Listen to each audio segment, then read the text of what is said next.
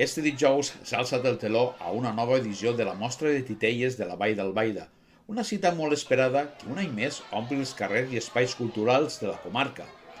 Actuacions que es reparteixen per tot arreu de la Vall Blanca amb espectacles que s'allargaran fins diumenge 9 de novembre. Companyies arribades de diferents punts del món donen vida a històries plenes d'imaginació, sensibilitat i un alt nivell artístic, com ja és habitual en esta mostra, que enguany celebra 40 anys de somnis en moviment.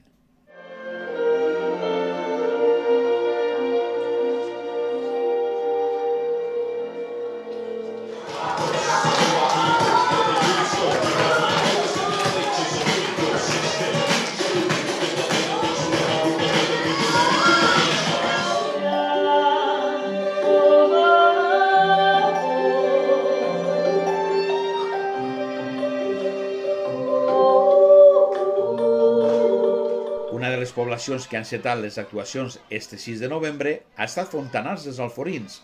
La Casa de la Cultura ha acollit l'obra penjant d'un fil de la companyia italiana Di Filippo Marionette, una proposta plena de poesia i delicadesa que significa una metàfora de la vida on l'ésser humà talla els fils per ser lliure, per descobrir-se i aprofundir en la seva pròpia ànima.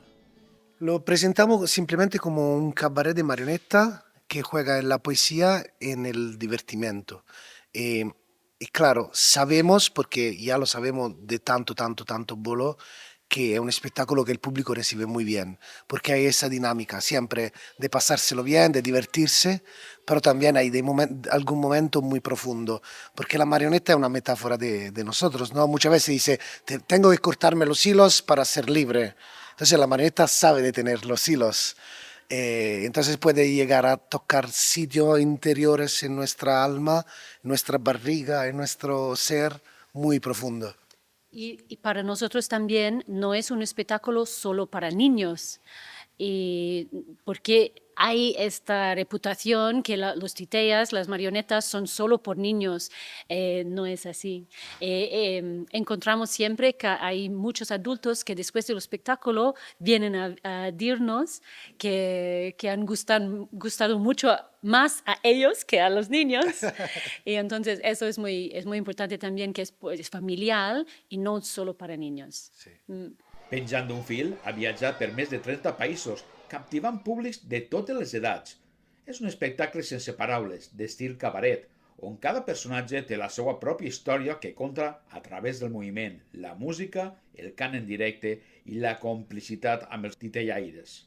En este món de fusta i emoció, el silenci juga un paper fonamental, convertint-se en llenguatge i respir, en espai on l'espectador pot escoltar amb l'ànima. El silencio es muy importante porque hablamos con el corazón, hablamos con el respiro, hablamos con el movimiento, el juego también, que se puede comunicar muchísimo sin palabras. Y por eso encontramos que podemos viajar por el mundo compartiendo esta energía, porque es como ahora en este mundo muy digital, muchas informaciones, ahora es como un respiro, es como de recordar la importancia también de escuchar sin palabras, de estar sin palabras y andar dentro. Enguany la mostra ha arribat més lluny que mai. Els 34 pobles de la Vall d'Albaida han gaudit d'actuacions de titelles des de l'estiu fins a aquests dies de novembre, dins de la premostra i la mostra, que ha estat tot un èxit, un recorregut cultural que ha unit escenaris, històries i ha obert el món de la titella a tots els racons de la comarca. Molt bé, estem contentíssims. Les funcions d'estiu, òbviament, les hem fet a estiu i han triat els pobles, no? Els alcaldes o alcaldesses han triat una data on estiguera el poble en gent, clar, perquè n'hi ha pobles que n'hi ha molt poqueta gent, ja ho sabem. I bueno, en pobles ha coincidit on les festes, són activitats que tenen d'estiu, i bueno, ha sigut una sorpresa perquè bueno, estem contentíssims. La companyia Pampol Teatre ha fet el mateix espectacle als 12 pobles i n'hi havia gent que se n'anava, que ja ho havia vist i se n'anava al poble del costat el cap de setmana següent o que siga. I bueno, estem contentíssims perquè, bueno, i pensem que igual algun poble d'estos més xicotets vol afegir-se també a la mostra. Estos días intensos creen rutes culturals per tota la comarca. El públic recorre pobles de la vall per arribar a un gran nombre d'actuacions, descobrint la riquesa del territori a través de l'art de les titelles.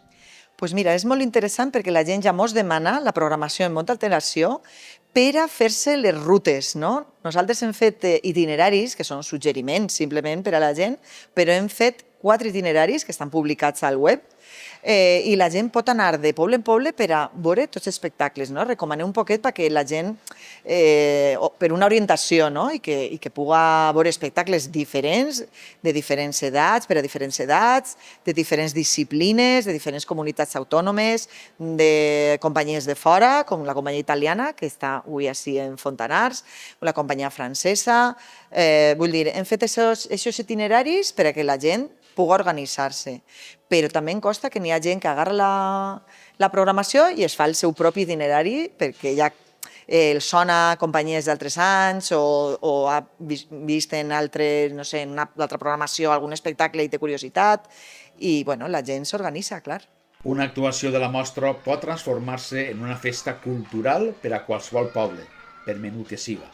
Cada història es converteix en una trobada de convivència, art i diversió. Per a nosaltres que la mostra passe per Fontanars dels Alforins és molt important perquè mai tindríem accés a aquest nivell de qualitat artística i escènica que tenen aquest tipus d'espectacles. Fontanars és un poble menut, en uns recursos limitats i Marisol Limiñana fa una tria bastant en molta qualitat i en molta saviesa.